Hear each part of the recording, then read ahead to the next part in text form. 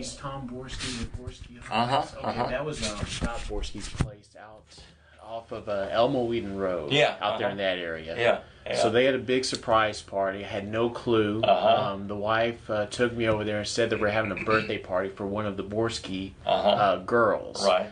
So go out there, and they had, James was there, my father. This is after you got back? This is after I got back. This would have been I flew in on a Friday, and then this would have been on a Saturday. So when was this? This is in October. In October. This past October. Yes.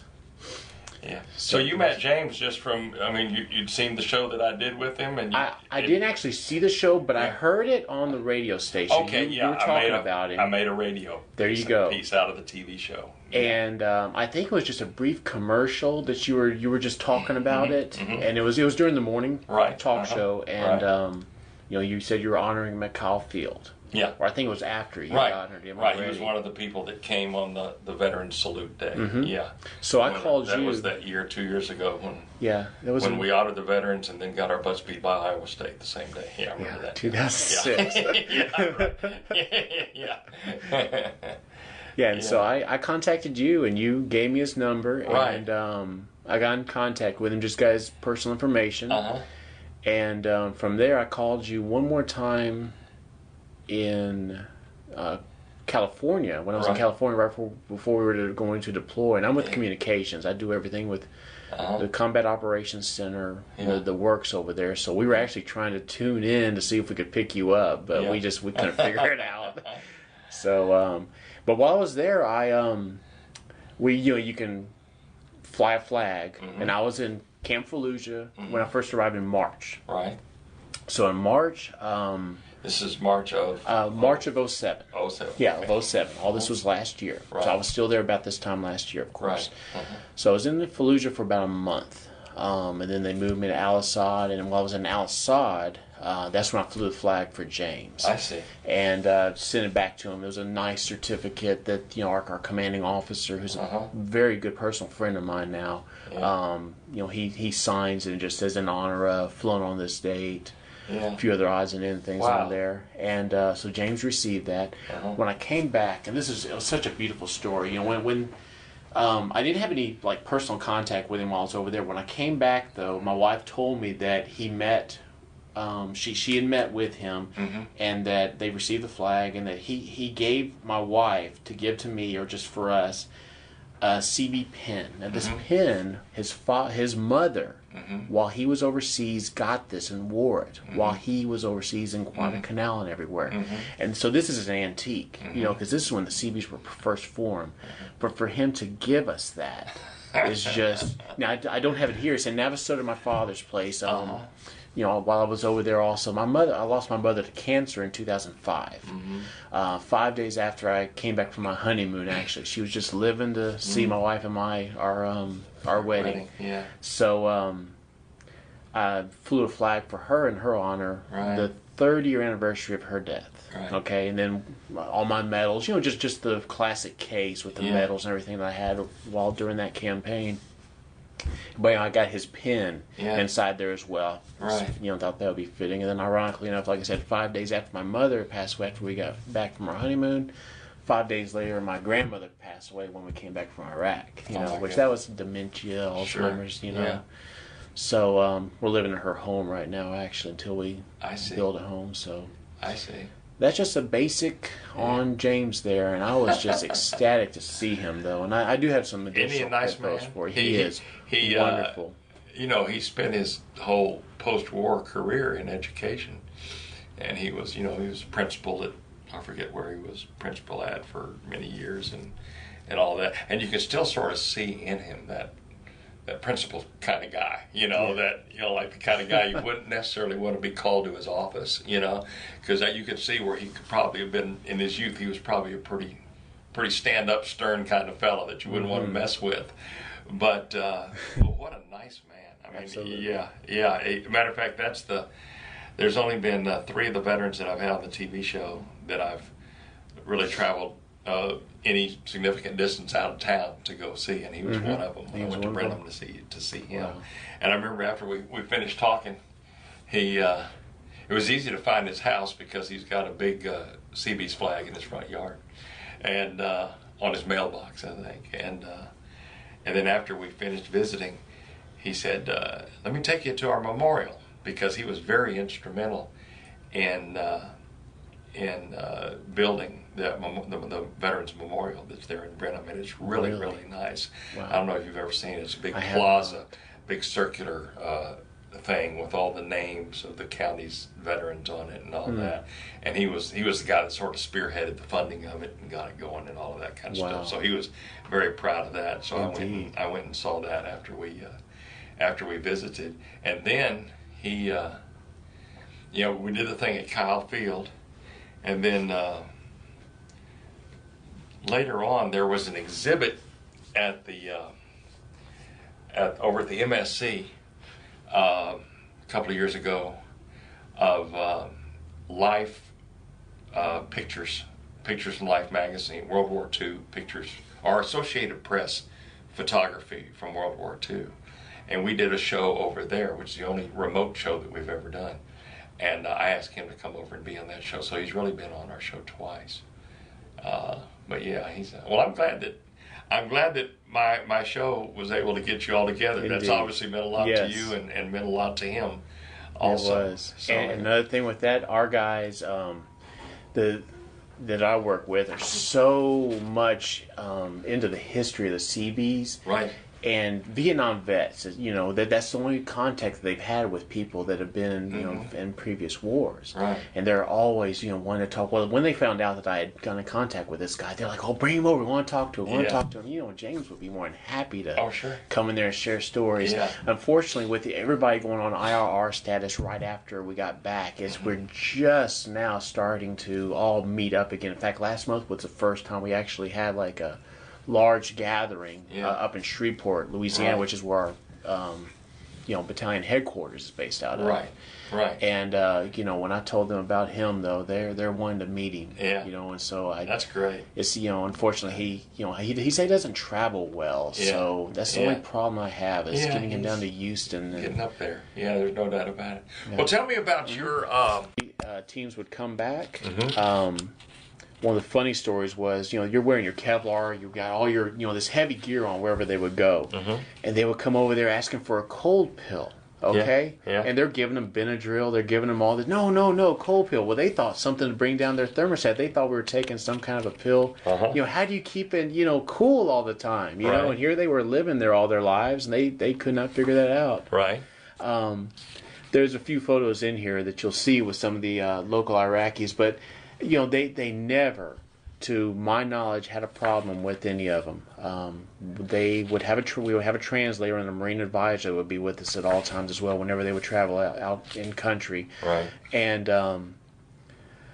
it's just, I don't know where to begin, but what you see on the media is not what it's like over there. That they hate us. They don't want us there. Totally not true. Yeah, I want to hear. I want you to talk about that on the show too. What are some of the big misconceptions that we get from the media as far as that? I don't want to be too political. Well, we're not being too political. I mean, I don't want to be. I don't want to get into a media bashing thing rather than not telling it, rather than saying what it's not. I mean, what is it? I mean, what it is. The first thing that comes to mind is just like when we first went in there, it was John Murtha, and you have all these others just telling us, in the world. The thing is, everything that you see on the media where a political party is saying we cannot win this war, we don't belong in this war, George Bush is a liar. Yeah. The Iraqis see that too. Right. And to me, they're getting people killed. Because it empowers them. I'm not saying that because I think that it empowers. That's the right gives word. them. It gives them motivation. Yeah. It gives them confidence. If their own people are against the president, well, then it gives them. Everybody says, okay, well, the tide has turned, the surge is working, and we're winning the war. Well, to me, it seems to me that exactly what you're saying is what's keeping us from closing the deal, because they do have this idea like, maybe let's keep on fighting because of what you're talking about. Sure. Yeah. And it seems as though that anything that's good for Iraq is bad for the Democratic Party, and that's why they it's almost like they control the media. Yeah. Oh yeah. Yeah. This election is, to me, it's the most. I've never been around anything that was more media influenced than what this election is. But I don't know if the people are buying it. I heard just this morning that since he got back from Germany that Obama's lost 9 points. Yeah, and it's a dead heat again now. So yes, I'm not obviously McCain is not. He's not sexy. He's not a good speaker. He's all the things that, Obama and people like that, and Kennedy and people like that were not, as far as, and all that, but people are getting wise to it. Though that one photo of McCain where he's in front of his A4 Skyhawk, my wife saw that and she's like, "Who is that?" Yeah, I said, "That's John McCain." Yeah, he was pretty good looking back in the day. Hey, we all get old. My goodness, we all don't stay pretty.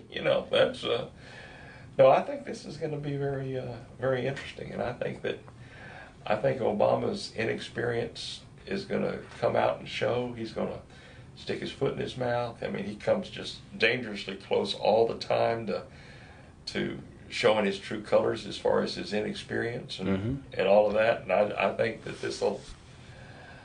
I think all these young people that say, "Oh, I love Obama. He's the second coming of Christ," right, are going to say, "Well, I'm not going to vote for that McCain guy, so I'm just going to stay home." And that's what'll beat Obama is people staying home. Yes. That's just my own thoughts. But I don't know. It's scary. So you, what else over there that we're not covering as far as when you were in country? That as far as what you did or anything that's the thing. that? That's why I was like, there's not a whole lot that I did. Yeah. Well, no, there's a whole lot that you did. I mean, people don't realize the minutia that goes into fighting a war. I mean, everybody up in the front lines, with the black on their face and and screaming and hollering and killing people. And that's why the Seabees are so fascinating to me, because World War II could not have been won or fought, much less won, without the Seabees to build the runways and all of the construction that they did and huts and everything like Indeed. that they did is just incredible. And this is, when you think about Seabees, you think mainly about World War II. You don't think about Seabees in modern wars, even in the Gulf War or even in, or Iraq or Afghanistan. Right. You think about things have to be built to fight a war. You don't just, and I guess Seabees from when the war started, back in 2002, Seabees, I guess, are responsible for building a whole lot of stuff that just wasn't there. Sure. Yeah, and we're most of the time we're and things like that. that. Majority of the time we have one Marine advisor that's with us, is a gunnery sergeant that's with us, and the rest of the time, if they get into some trouble, they're on their own. That's one of the things that was reservists. We're trained more in combat than anything. Because we do, well, not me per se, but everyone else. Most of them are engineers in their civilian world, so they just do nothing but combat training. So you spent most of 2007 over there. You came back in November, is that right? In October. In October? Correct. Okay. And then what'd you do? From there, it took me 6 months to find a job. I thought, working with all this technical equipment that I did in the Combat Operations Center, I was going to work for Lockheed Martin or General Dynamics. And what I wanted to do originally was go and, we had this thing called the CPOF system, which is the Command Post of the Future. Amazing technological achievement that this product was. You could watch the battle as it unfolded. You got to see every single piece of military equipment, both American and British, everybody out there and where they're at all times. And you can communicate with them. So what I wanted to do was, this was a General Dynamics piece of hardware, is have the opportunity to join up with that team, train here, and then go. You would have the opportunity to go back into Iraq and train military personnel on site on this system, for 3 months at a time. You're making, bukus of money doing this as well. Unfortunately, it was really difficult to find, just the right way to get into there. I had a contact person. They never got back in contact with me. When you try to just contact General Dynamics directly, it's like putting out a resume and you're competing with everyone else, whereas you have the experience. So that didn't go anywhere. Then the graphic design, I wanted to go to Lockheed Martin, work on the F-35 project up there, do something with the, graphics, model building, something like that. Something that I would enjoy doing. Just nothing wasn't working out. So another fellow CB who is Brazos Valley here, his name is Stuart Denner. He worked in the COC with me. He lives in Shiro.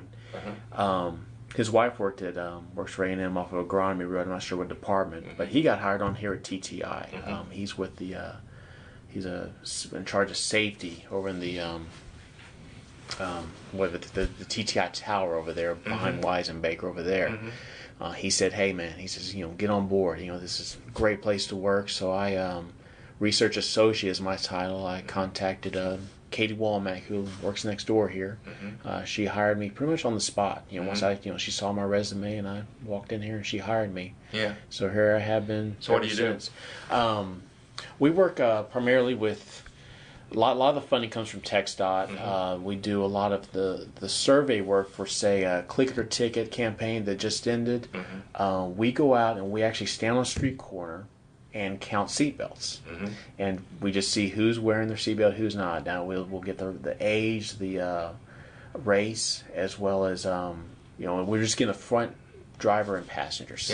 You just stand on the corner and watch stand on the people corner. With you got a little piece of paper and light. Have a hard hat on, a yellow vest, and make it look like we're actually doing something. And that's what you do? That's what I do. That's one small part of what I do. Yeah. And then we go out into some very, very dangerous areas in Fort Worth and Dallas, and we're there in the middle of the night as well. Oh, really? So you see a crack deal going down just right around the corner from you while you're doing this. So that got to be a little tense. So you've been here since March 1st is when I started working here. But everything with when I departed UPD back in 05, January of 05, departed UPD, and I went to car sales, working for the Dodge place here, Bossier over there, and all that time carried over. So that was 10 years. So I'm still with the military in this, working our way to retirement here. So so that's working out. Right. So you still get a check from the Navy too. Yes. That's good. So I'll drill. We drill in Houston. They just built a new facility over at Ellington Field. They're trying to get Ellington Field more of a military base before they were going to try to close that all down at one time. So our primary Naval Reserve Center was on Old Spanish Trail, right behind Reliance Stadium, the Astrodome area. Well, that's prime medical district right there. So they've been wanting that for years. So finally they sold it to them. And however, there's some kind of a problem with the foundation or something at the new facility, so we're going to have to wait. It didn't pass inspection. So we're going to have to wait a little bit longer. But lately, though, our battalion headquarters in Shreveport, Louisiana, I've been there past 3 months now. Been drilling up. So how often do you have to go play Navy? Go once a month. You go once a month? Once a month. And you're there for a week or what? Just there for the weekend. For the weekend, okay. For the weekend, yes. Okay. And then we'll go 2 weeks during the year. I see. To just either a military combat type scenario, or else we'll go to a construction phase. Which right now is a construction phase that we're in right now. So I haven't done my 2 week yet. I'm still trying to get a school right now. So that'll be the next thing. And then, of course, the deployment will come up in 2010 of Afghanistan. So we're just going to keep getting in shape. I'm testing this month in August in a couple of weeks for first class, try to put on first class. My goals, ambitions, with my degree is to make chief and then try to get warrant officer before I retire. I see. That's what, my goal is there. So hopefully we'll get that. Well, that's fascinating. The thing I love about doing this show and all that is just I learned so much about, different things and different aspects of the military and the service and the different people that are, that are serving us and all of that. And this is just another fascinating episode that I'll be able to put on the air. Well, I hope it works out. Oh, no. I think once you watch the video, if you can show video clips on your show. Well, what I'm going to do is I'm going to go over to KAMU and talk to Kyle and see. We've done this once before with a.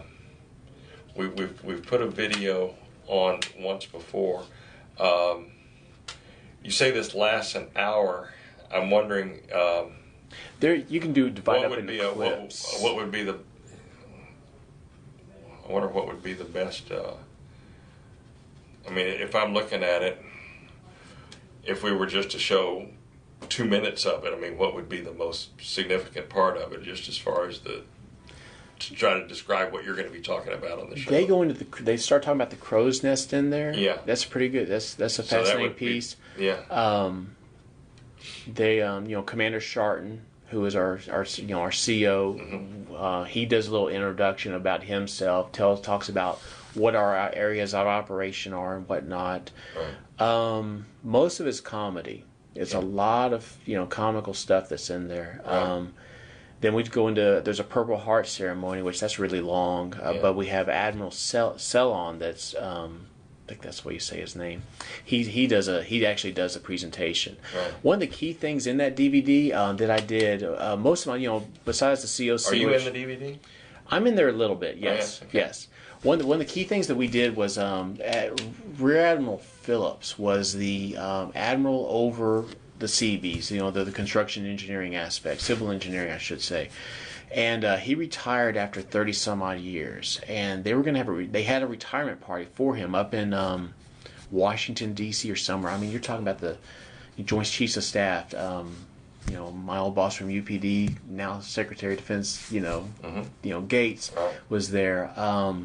Lots and lots of high-ranking officials. Right. Well, they wanted everybody to send out some kind of little DVD, and that's what started this whole DVD project. They wanted to film something.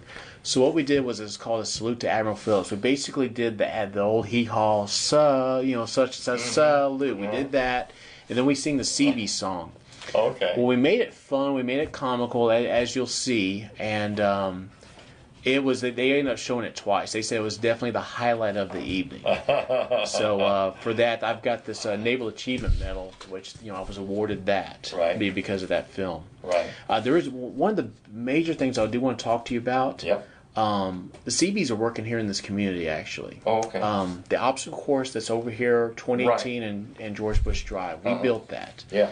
That was back in 2000. We were about to start up a second phase of that. Our major parks with the ROTC here at Texas A&M. He's heading up that project. He's been gone somewhere. He's going to be back this month. Okay. My CEO, everyone else is on board. We're trying to get to be DOD approval so that we can actually do this. But what's going to consist of, they're going to build one of those large towers with the rope going from one section to the other. This thing is going to be like, I think they were saying 50 feet. Is this going to be over in the same area? This is going to be, yes. So it's going to be right on the corner there, actually. So they're going to have this huge structure, and we're going to have some kind of like artwork, like a Texas A&M logo, ROTC logo, for the Corps Cadets. Something that'll be visible from, because once you get, coming from either way, you'll clearly be able to see it from the way it's off. Plus, as you're flying in as well. Right. So this will be definitely something that's going to be easily like a landmark. I'll make sure that we have time for you to talk about that probably towards the end of the show. That'll be good.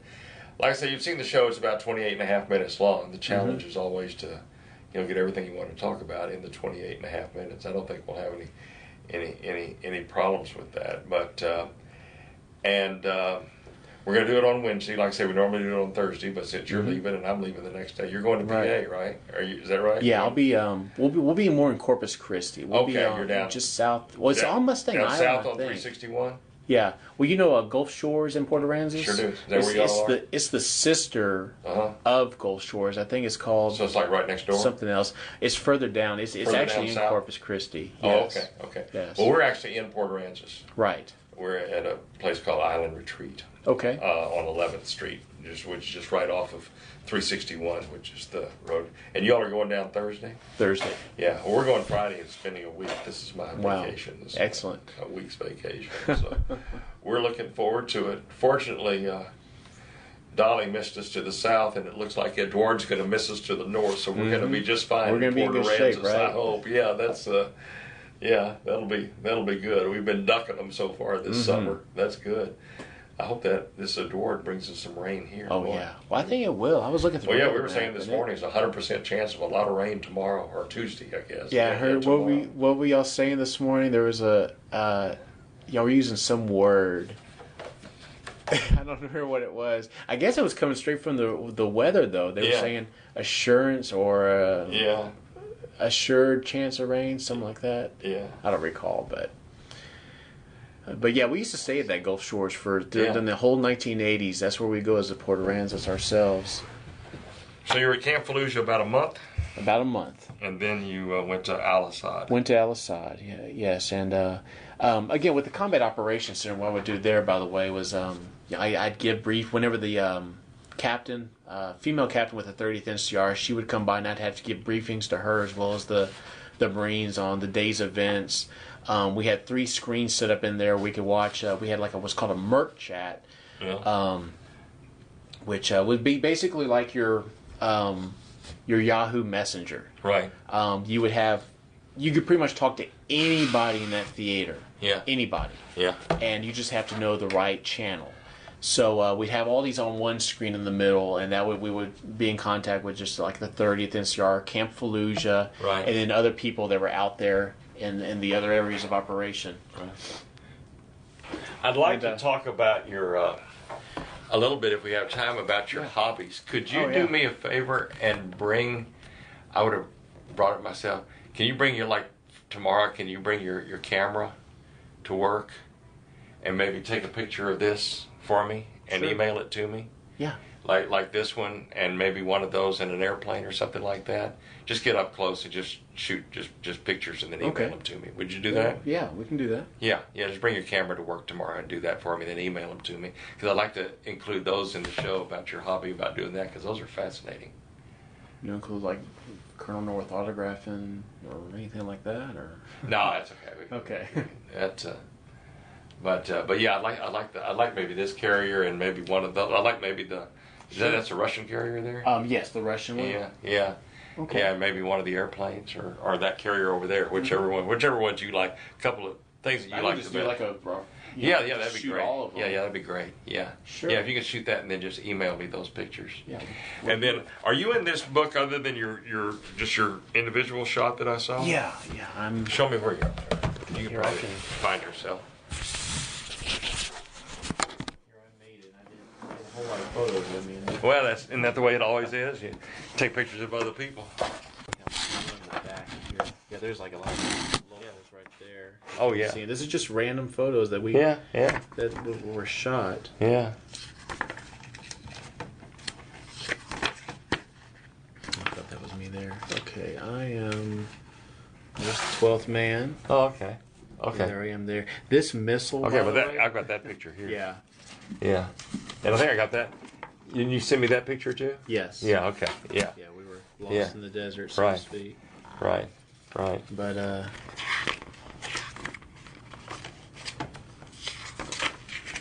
that missile, by the way, that I put that Howdy Damn It on, was actually used and took out a house. Oh, really? With some insurgents with the Howdy Damn It on it. On it? It sure did. I'll be done. I don't recall if I was. Yeah, and then the president was there when he flew into Al-Assad. I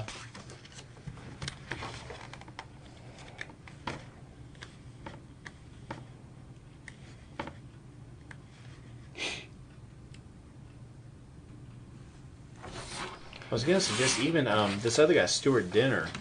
Even both of us could be on with you. I don't know if you. Well, we're not really set up for Okay. Yeah, set up for that. Because it's just there's so little time to talk. I'd be robbing people of the time. So. This is an honor that you're allowing me to do this, though. This is an honor for you to be on. I really think that was about it. Oh, the communications. That's right. Where's that at? Yeah, here we are. Yeah, and then all this is what I did as well. But like, there's me with shooting my laser there. Oh, okay. There you are, right there. Yeah. And then there, and that's me on the phone there. This is you here? Yeah, that's me there. Yeah. And then again there. Right. Over here, there's me with the Admiral. That's that picture's in that's here. in there as well. Yes, and then that's me in the middle there. And that's it. Good. Oh, and then this is me with I didn't even include this picture, I don't think, but that's a Navy SEAL. He and this is actually a pretty cool story. His father's a state trooper. He's been his Jared Shaw is his name. And, I'm not sure what SEAL team he was with, but his father and I used to be good friends. He's a state trooper. He's now a narcotics sergeant in Victoria. I see. And I knew him when he was in Grimes County, but he told me he was over there. And so when I was in Camp Fallujah, the SEAL camp was like right there next to ours. So I went over there just seeing, hey, do you guys know this guy, Jared? And it's like, yeah, he's right here. So all places, he was right there. So I got to see him right before I departed and had to go back to Al-Assad, or to Al-Assad rather. Wow.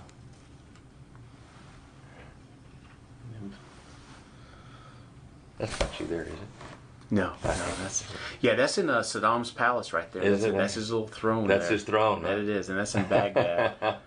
That was our S6, our communications officer. Yeah. Well, that's great. Can I borrow this book? Yes, absolutely. Okay, I'll give it back to you on Wednesday. Okay. I need to. I will email you or call you. I think is 2:30 going to be okay on Wednesday? Yeah, in the afternoon. Mm-hmm. Yeah, to take the show. Yeah. I'll call you if that changes, because he emailed me yesterday and said this is a final exam week, so some of their students who run the cameras and stuff like that have weird schedules this week, but he thought that would be okay. But he's gonna confirm it with me. Are you pretty? If it changes by an hour or so either way, if I let you know today, are you pretty flexible as far as that? I just got a little bit of work to finish up that will be done.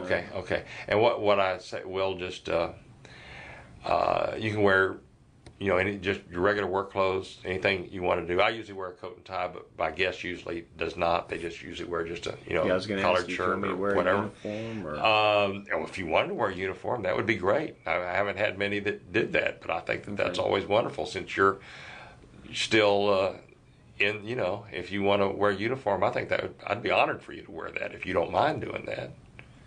You do what you want to do. Well, what would be appropriate? The desert? I still got the deserts, or...